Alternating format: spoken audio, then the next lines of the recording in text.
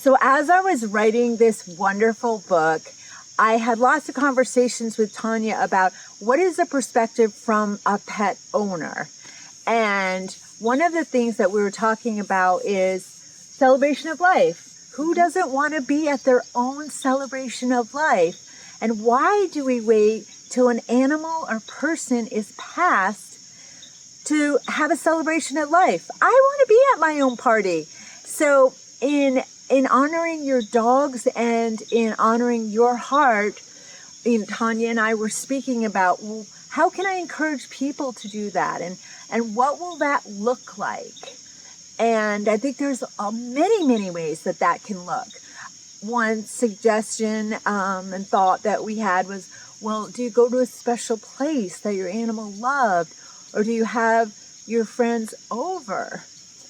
And Tanya was sharing about, and then you can share with your friends over some coffee or some tea what gifts that you got or what lessons you learned from your time with your pet.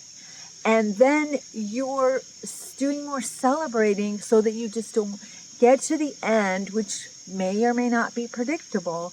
And then you're like, oh my God, I missed the magic. I want to encourage everybody to have the magic. And Tanya, do you have anything to add on that? We were speaking about... We were. We were talking about maybe getting things set up beforehand, for sure.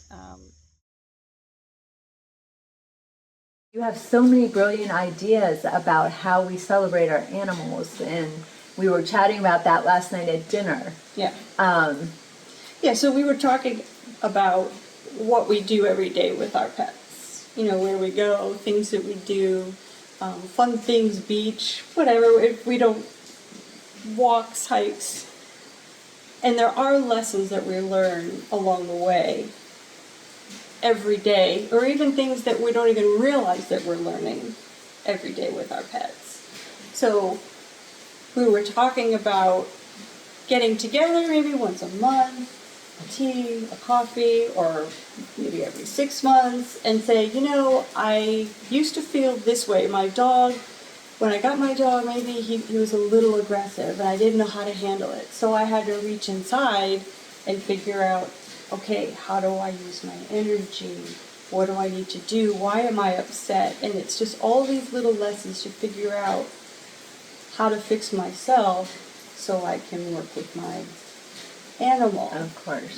So it's those things that we can speak to one another about as we go along. So we're honoring and celebrating every day.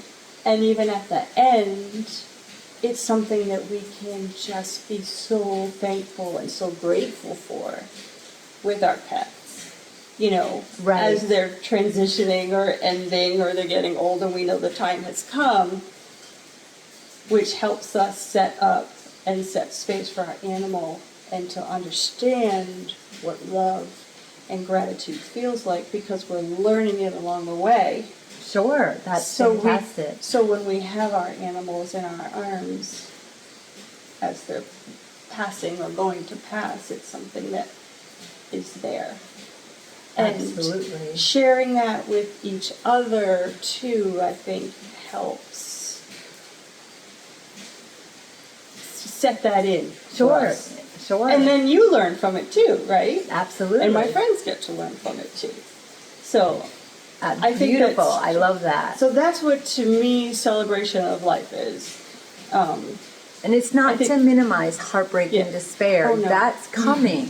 We have to grieve. For sure. But how about setting ourselves up for success and knowing that there's the beauty and the grief can exist together?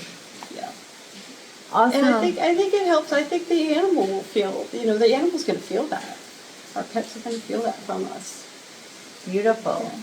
Perfect. So I'm hoping this little tiny sound bite, so to speak, has given you food for thought to make your life better, your pet's life better, and everybody can enjoy the magic.